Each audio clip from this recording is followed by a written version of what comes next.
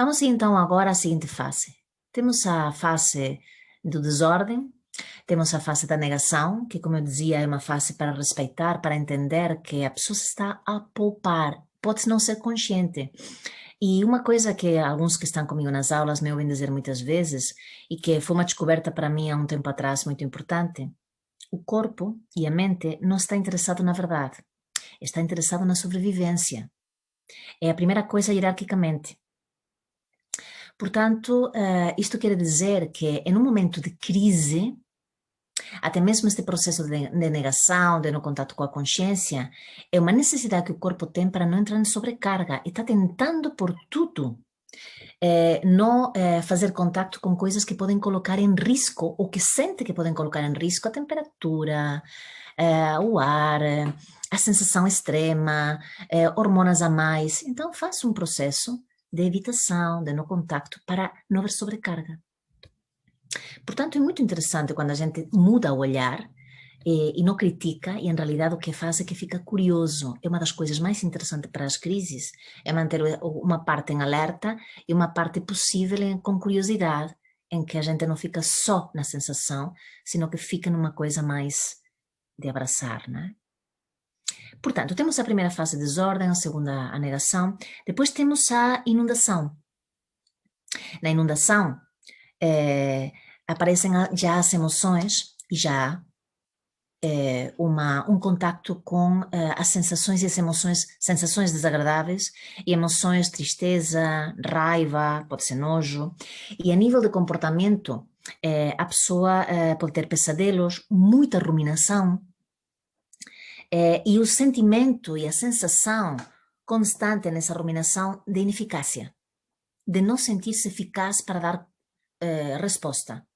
Há uma sensação de inadequação ou de falta de contato com os recursos ou de o problema, a crise ser maior e sentir que está tudo fora ou que estamos inundados demasiado dentro e não há, em cada um com sua história, com seu perfil, fará uma ponte. Mas, sem dúvida, é uma sensação que estamos com o mesmo problema, com a mesma questão o tempo todo e ocupa uma grande parte da minha consciência que pode durar bastante tempo.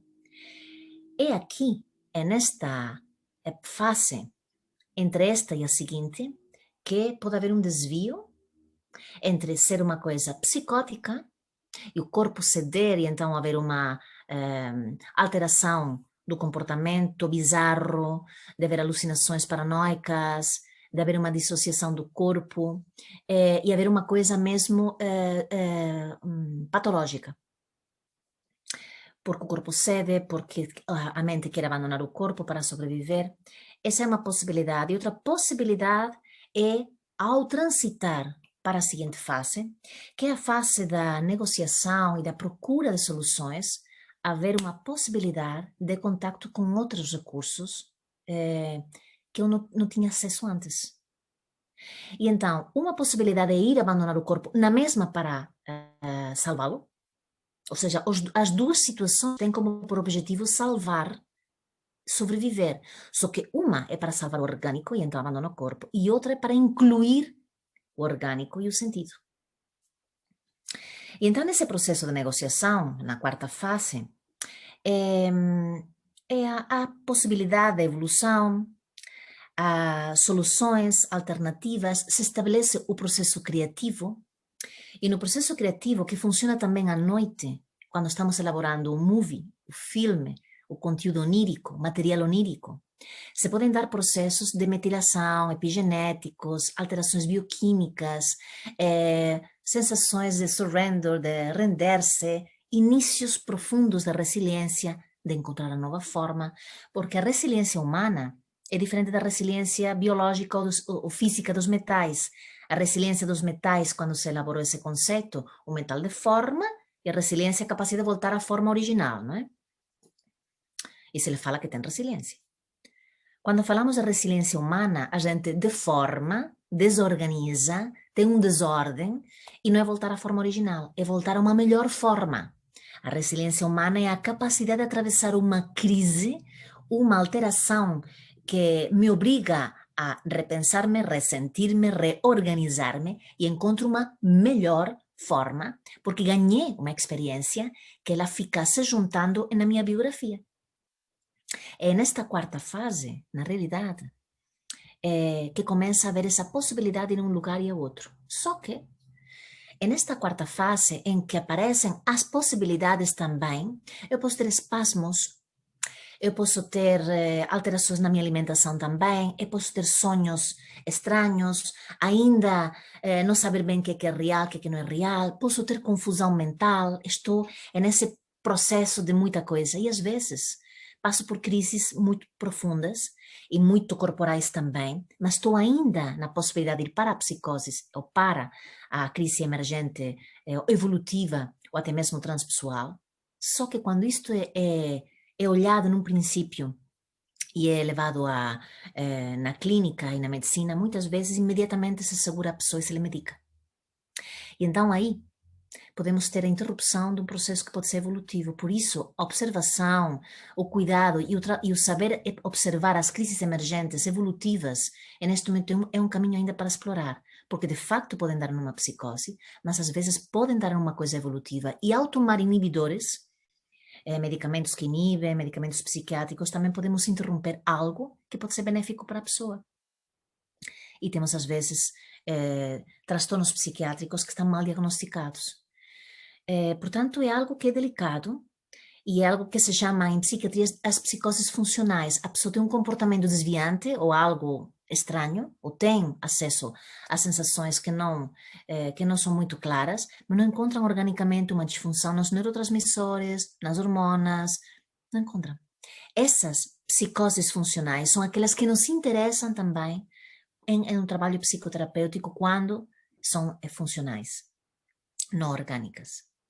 E a nível de psiquiatria, o que se encontra quando estamos nesta ainda quarta fase é a procura de evidências fisiológicas, biológicas. É na psicologia mais clássica, mais ortodoxa, quando há estes sintomas, se procura coisas na biografia. Coisas na biografia, coisas que sejam muito de choque também, e às vezes não se encontra. Ou às vezes não se encontra algo que responda tanto. Porque pode não haver, às vezes, um gatilho tão claro. Então, o que nós queremos na psicoterapia, e isso é que também nós trabalhamos, é a ajudar também que certos momentos de transição, de crise, eles podem ter momentos que podem ir para algo muito evolutivo e ser uma oportunidade. Portanto, nesta quarta fase, e pensem se conhecem isto de momentos em que têm estado quase com sensações de que vão enlouquecer, que a dor é tão grande, que a sensação é tanto desorganizante, que querem saber se fazem isto, aquilo e o outro, mas não sabem bem, a dor no peito, querem mandar tudo às ortigas, plantar melões, plantar batatas, ir para a montanha, mandar o trabalho, a sogra, o periquito, os filhos, tudo e ficar a viver com uma roupa para vestir e outra para lavar. E há quem faça, né? Quem já teve momentos desses de querer mandar tudo àquele lugar e está no meio de uma crise, que levante o dedo, sim, vá lá, não tenha vergonha que esta parte. Ah, portanto, por aqui já conhecemos que esses momentos, e que nesses momentos, se lembram desses momentos, às vezes, é nesse momento de ceder e de haver essa descarga, às vezes vem uma ideia luminosa, vem uma coisa, vem uma coragem que precisa ter esse chute de energia. Coração e o coragem é uma palavra muito bonita porque cor quer dizer coração e age de agir, de movimento, coração que se move. Para eu sair de meus rituais, para eu sair daquilo que eu conheço, para eu fazer um movimento novo, eu preciso de uma energia nova. E habitualmente nós nos organizamos todos os dias 90% com as nossas mesmas preocupações e funcionamento do dia anterior. Estamos dentro de um ritual. Mesmo que eu acho que não a maior parte de nós, estamos sempre acordando e a primeira coisa que a gente acorda é aquilo que nos preocupa, do jeito que nos preocupa e tentando fazer da mesma forma. Então, numa crise, eu tenho a oportunidade, porque tenho um chute de energia muito grande, de ter a coragem de fazer movimentos novos. Mas como ainda é novo para mim, o meu corpo e a minha mente estão numa negociação de insegurança porque me dá medo, porque quero mandar tudo, porque me estorba os sentidos, tudo que me entra, eu quero esse espaço que às vezes não tenho, esse esvaziamento, esse entupimento de estímulos que não tenho, mas que vou ter que encontrar, se quero evoluir, ou se posso encontrar ajuda que me ajude a evoluir. E depois desta quarta fase, em que estou nesta possibilidade, neste processo bem criativo, vem a última fase, que é uma fase de aceitação, de sentir de novo que tenho autoridade interna, aceitar até mesmo a solução possível que chegou, não é tão grave. É nestes momentos que já se ativaram muitas coisas biológicas, eu até posso alterar hábitos que antes eram impossíveis, tomar decisões que antes eram impossíveis, me despedir, me separar, emigrar, fazer algo sabático, viver com menos, dividir a minha casa, alugar os quartos, viver em um sítio mais pequeno, sei lá. Coisas que antes eram impossíveis, agora de repente se abrem. E de repente o que era antes nem pensar, agora é mais fácil. As fronteiras do não, impossível, começam a transformar-se. E nestes momentos em que se define de facto se tem sido psicótico ou tem sido uma crise emergente de evolução, é porque aqui a pessoa sente que o processo de transformação é dentro, não é fora. Na psicose, fora estão as visões, fora está aquilo que lhe comanda, fora está aquilo que lhe leva. Esta é uma possibilidade. Quando é uma crise emergente, evolutiva, em que a pessoa está em contato com um processo criativo, a pessoa sente que a força é esotérica no bom sentido, porque às vezes se utiliza mal, a força vem de dentro. As crises de desenvolvimento profundas, ela tem a sua raiz no interior. A crise psicótica na sensação da pessoa que está patologicamente tocado e o corpo cedeu, aquilo que lhe move está no exterior e o sente inundação interior. Mas o vê fora, quando na realidade é um espelho de muita coisa, não é? E então é muito interessante como é que cada um aqui, e quem aqui terapeuta, observa e acompanha uma situação em que a pessoa, por exemplo, está começando a falar depois de uma crise muito grande, que já não se sente como antes, que está pensando em largar tudo que lhe dava segurança porque quer se arriscar algo novo. Muitas vezes, quando alguém que tem uma vida muito estável, aparentemente estável, quer largar tudo e fazer uma coisa arriscada, às vezes as pessoas mais conservadoras falam: estás louco, não é? Estás pirado. Então, mas agora vais largar isto, aquilo, outro que dá segurança? E a pessoa fala: mas há algo dentro de mim que me está dizendo que eu preciso fazer uma coisa diferente. É uma coisa muito forte. Eu acho que senão eu vou passar mal. E então terá os mais radicais que falam: bora lá! E há outros que falam: por amor de Deus, não. Quantos de vocês não tiveram já momentos de fazer algo novo e tiveram o barulho dos vai, vai, não vai, não vai? Cada um opina uma coisa diferente e fica a interferência nos sentidos, que já tem tanta coisa. O hipotálamo fica enlouquecido. Um fala: vai, vai, vai, deixa eu já. Outro fala: não, fica mais um pouco. Não, pensa bem. Quantos de vocês já tiveram um barulho enorme porque anunciaram que contactaram com algo super importante interior e querem dar uma mexida grande na vossa vida? Mudar de profissão, mudar de relação, mudar de casa, de país.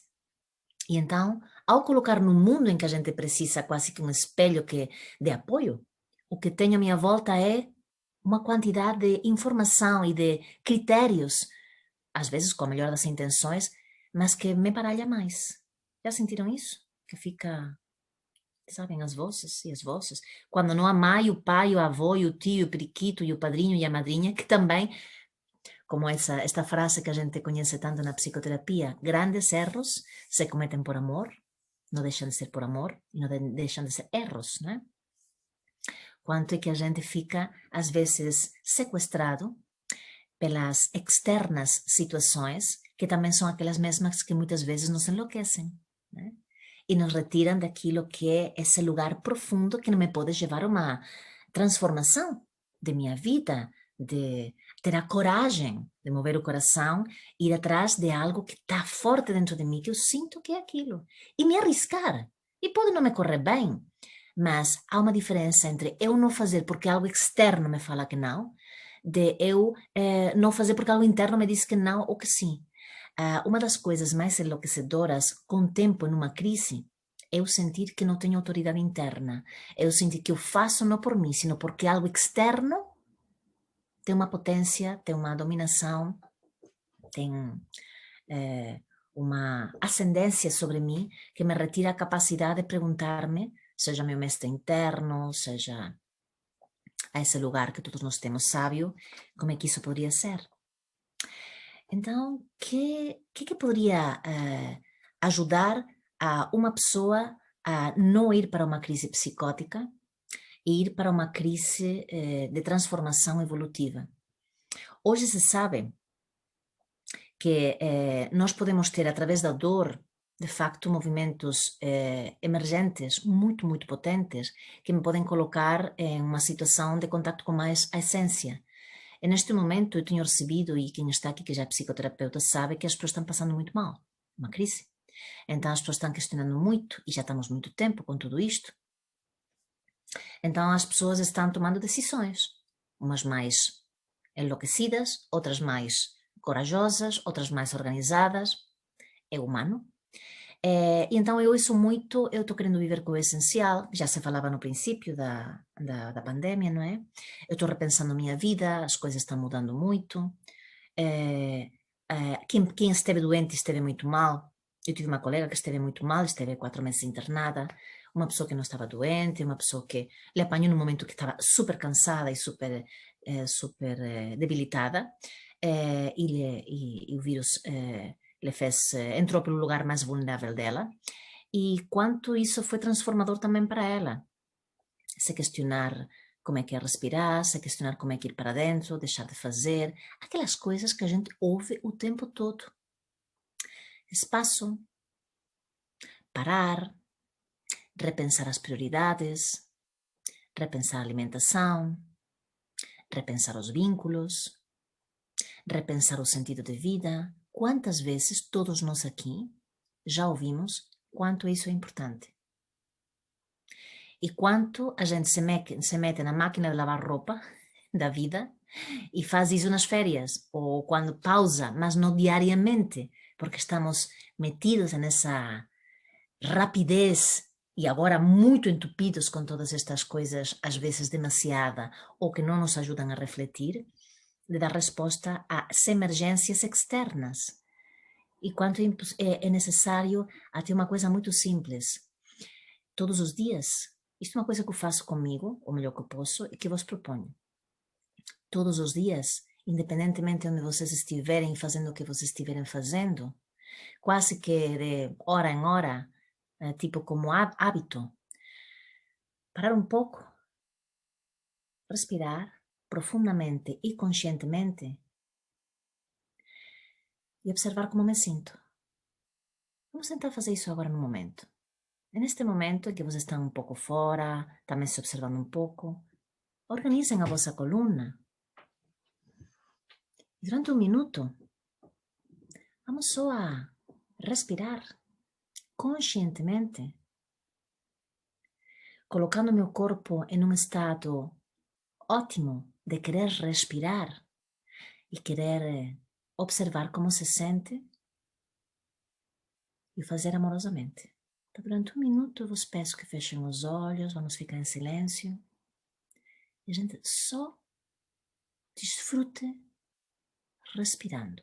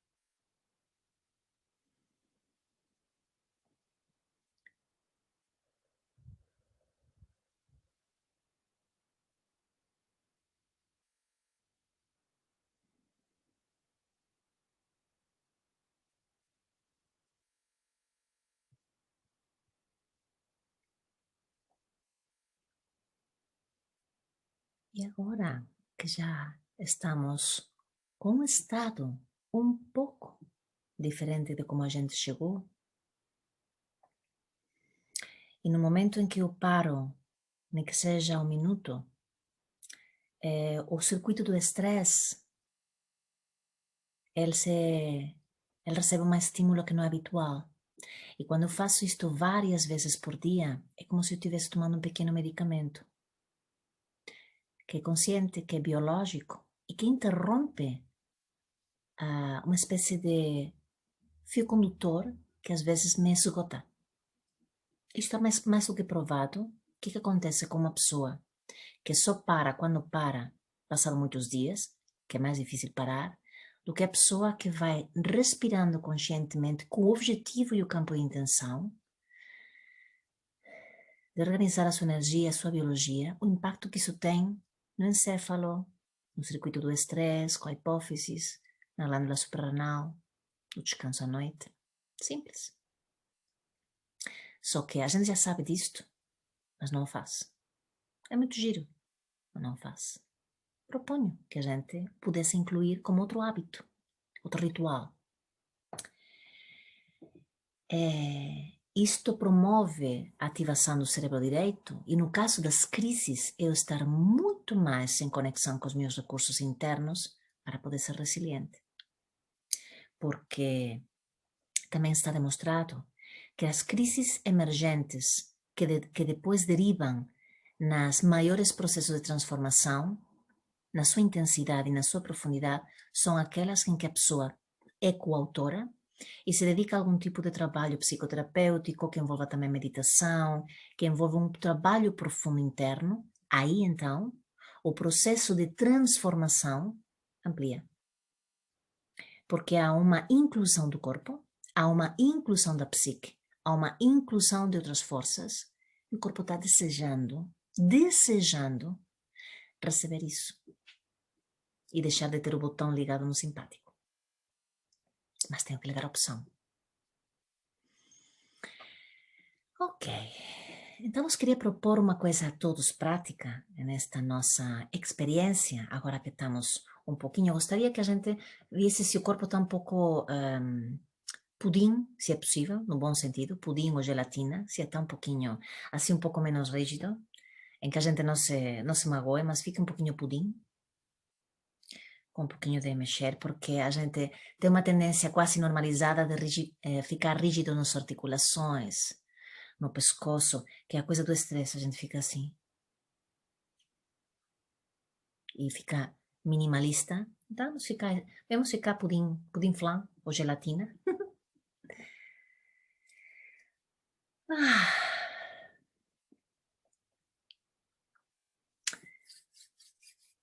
Então agora eu vos vou pedir, quem quiser eu faz sentado, quem quiser eu faz de pé. Vamos fazer uma experiência.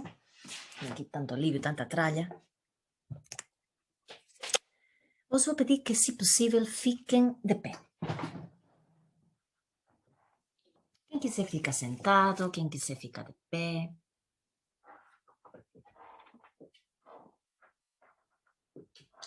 Sobretudo, vamos ficar bem enraizados. Joelhos ligeiramente flexionados, sentindo bem o grounding de cada um. Todo mundo me ouve bem? Se fala assim? Sim? Ok? Tudo bem. Ok. Então, na postura que cada um tiver, seja de pé ou seja sentado, é muito importante que eu sinta que minha coluna, ela me sustém, que eu sinto que ela é aquela que vai fazer de, entre aspas, pêndulo. Porque ela vai explorar uma espécie de inclinação, que é muito curioso porque acontece também com o meu eixo interno. Quando há patologia, o meu eixo interno fica torto.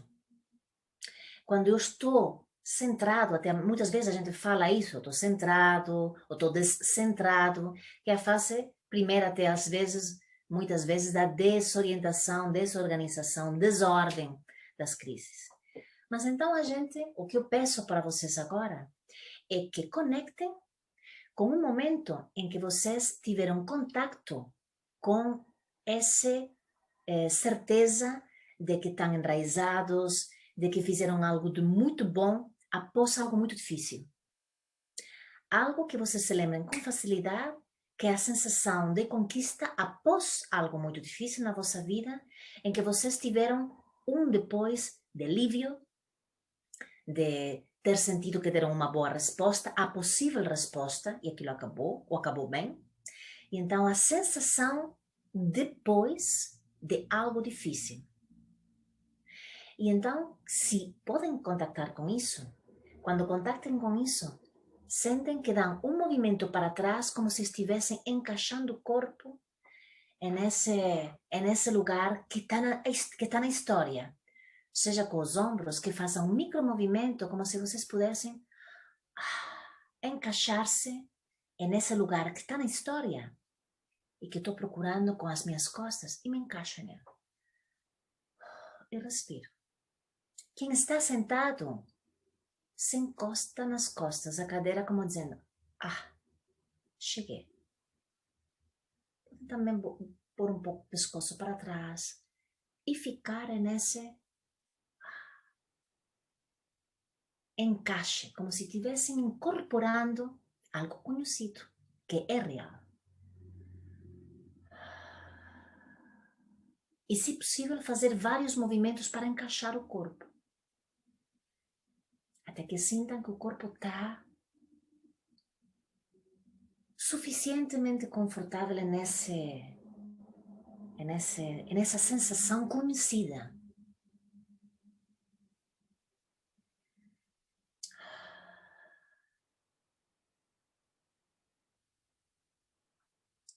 E como sabemos, para ampliar a sensação, a gente respira um pouco mais profundamente.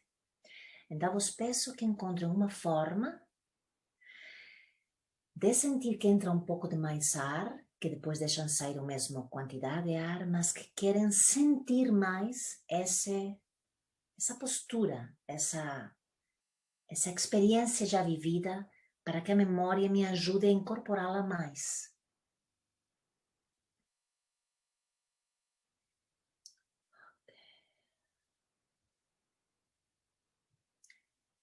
E quando encontrarem essa postura, esse encaixe, novamente pudim flan, porque é flexível, é um lugar que eu tenho vitalidade, então eu posso me sentir solto, eu não estou sequestrado. Então, sinto a vibração do meu corpo, estou nesse lugar que não é estático, não é estático.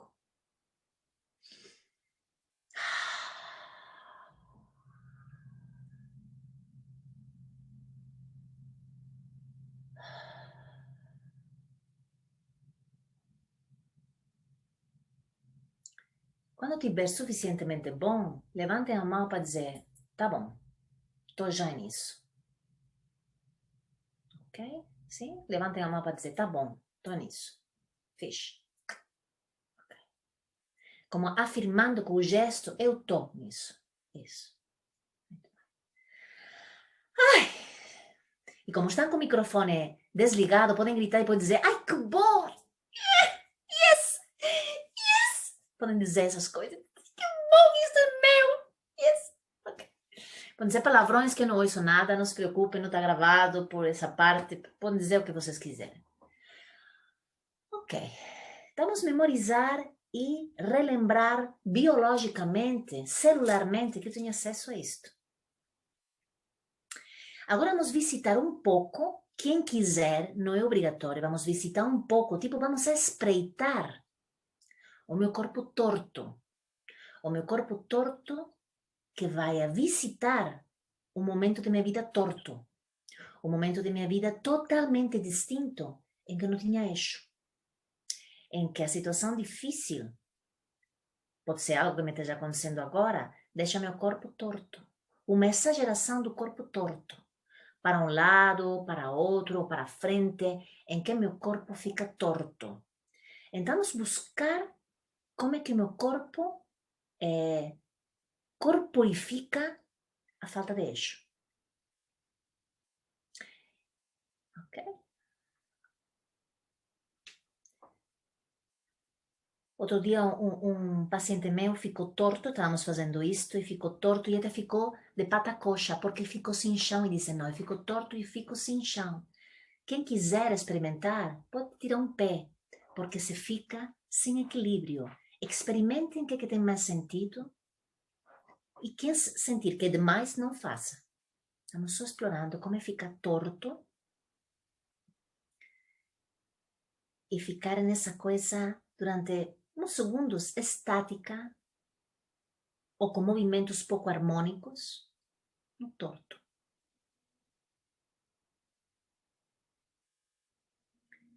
E quem se atrever a respirar algo profundamente para curiosear quanto dramático ou quanto talvez não tão dramático é isto. Respirar voluntariamente para curiosear.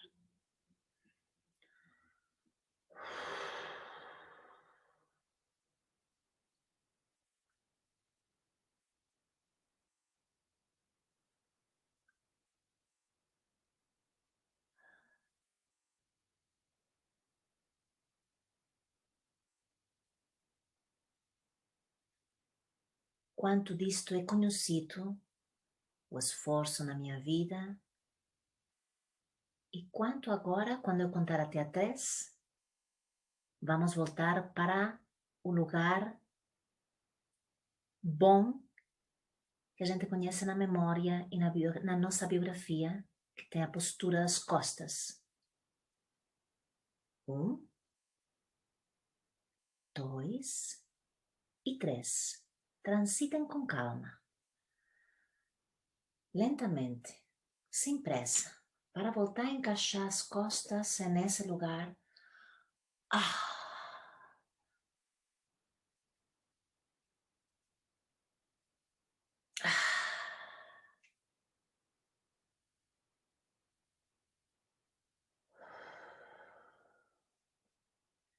Podem tocar uma parte do corpo, talvez que precise ajuda para ficar mais neste lugar de recurso real.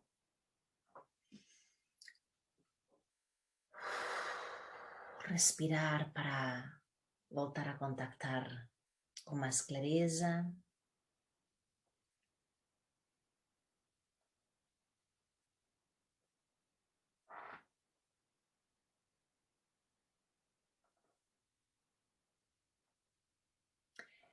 E espreitar com uma das mãos como se tocássemos outro lugar, só um pouco. Como se a gente pudesse tocar um pouco com as mãos, o outro lugar que tem outro eixo, aqui ou aqui, onde cada um tenha tocado, tenha estado. Como dizer, eu também sei que estás aqui, mas agora estou no outro lugar. Eu também sei que estás aqui. Ok. Eu não te nego, mas eu agora estou no outro lugar. Né? Como colocando limite e ao mesmo tempo contacto. Limite e contacto. E respirar neste contacto, nesta modulação que consigo fazer comigo.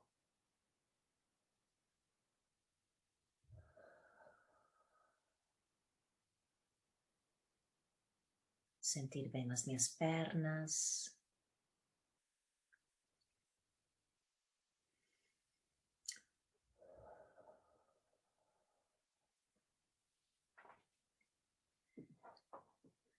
Pude inflar de novo, soltar o corpo, para sentir que estou com energia para poder soster com vitalidade esta experiência. E pouco a pouco, lentamente, sem pressa, vou voltando ao meu lugar. Quem estiver de pé vai voltando ao seu lugar sentado. Quem está sentado vai também se organizando.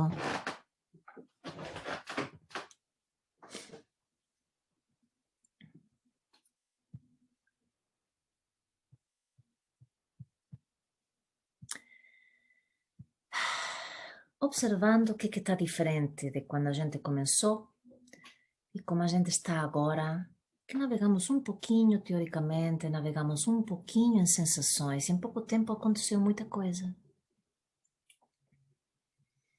que será que a gente teve acesso da memória? Como é que eu faço as minhas faces? Como eu entro e saio de coisas intensas? São perguntas que vos lanço e que me lanço a mim mesma. Que são perguntas sensoriais, emocionais, históricas também, envolvem a emoção, envolvem a sensação, envolvem o pensamento, o comportamento também. Para eu reorganizar-me, negociar-me,